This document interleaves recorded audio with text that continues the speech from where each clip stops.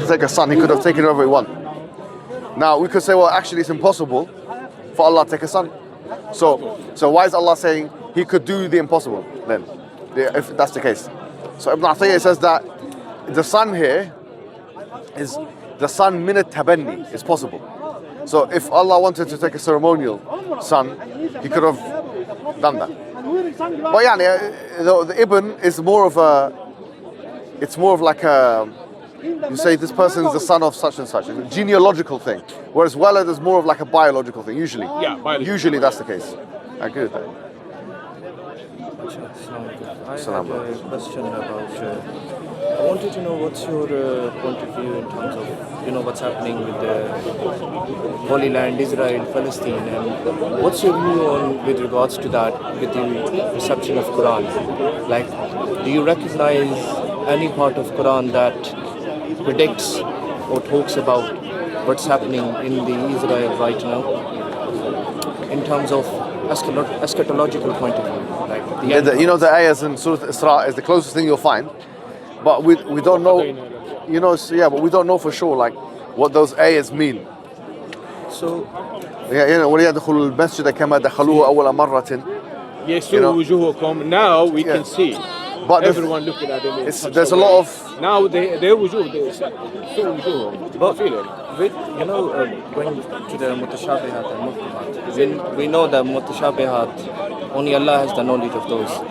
But then also Allah Ta'ala says in the time Allah Ta'ala will reveal whenever He wants. I don't remember the exact part of the surah, but it's in Quran.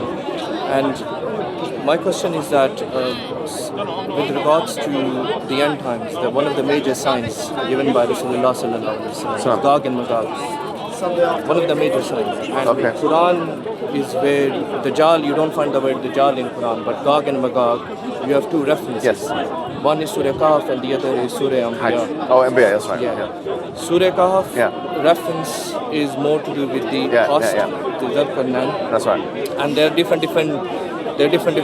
tafasir about whether it's Alexander the Great or it's Cyrus. I don't think it's important for us to know who it was exactly. All we need to know, he was a man of faith, and what happened is what Allah Ta'ala explained in Quran.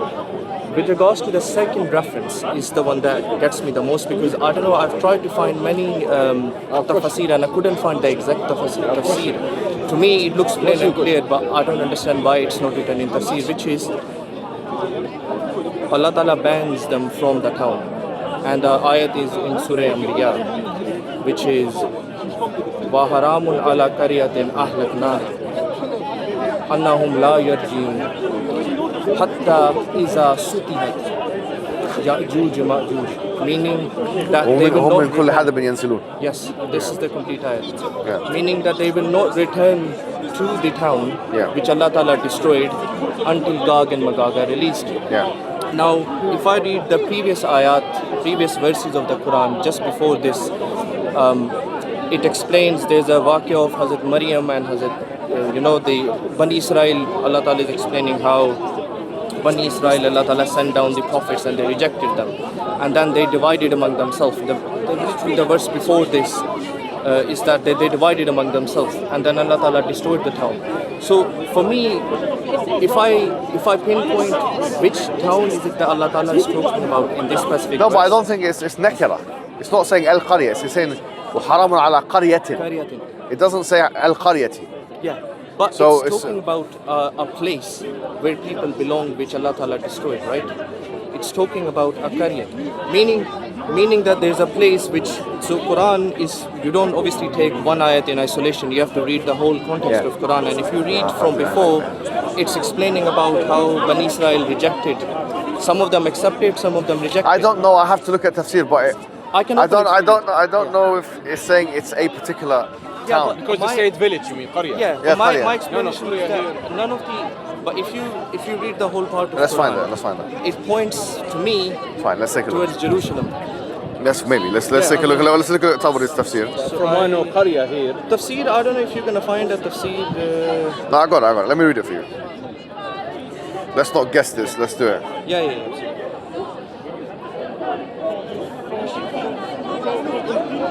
بس قرية هي المدينة التي لا تريد أن تتطور، ها؟ It's a village. يعني هن they don't want to develop this. It's a village, but let me get the tafsir al-Tabari. I got it here. Huh? Okay. Tafsir or the translation? تفسير الطبري. وحرموا على قرية أهلكناها أنهم لا يرجعون حتى إذا فتحت يأجوج ومأجوج هم من كل حدب ينسلون. Yeah. Okay, so it says here واختلف القراء وحرام. Okay, to get to the point. وحرم على قرية قال. Okay.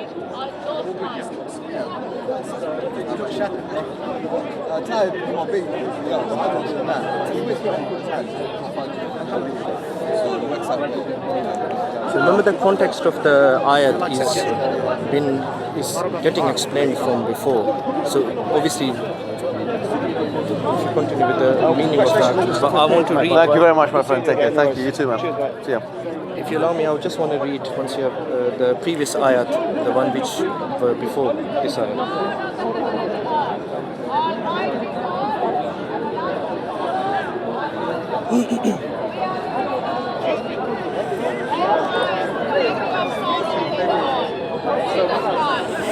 Yeah, I'll need to do a proper understanding of this. It's long. Yeah, absolutely. This is not a subject which is like you can just.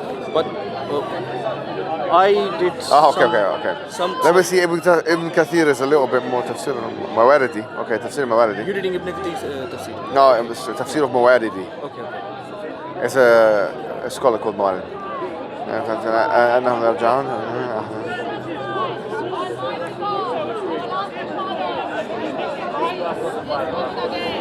Al-Karama says that حرمنا على قرية وجدناها هالكة. It's already been destroyed. بذنوب أنها لا يرجعون إلى التوبة. That's the first. Yeah. Good. The second تأويل حرمنا على قرية أهلكناها بالعذاب أنهم لا يرجعون إلى الدنيا وهذا قول الحسن.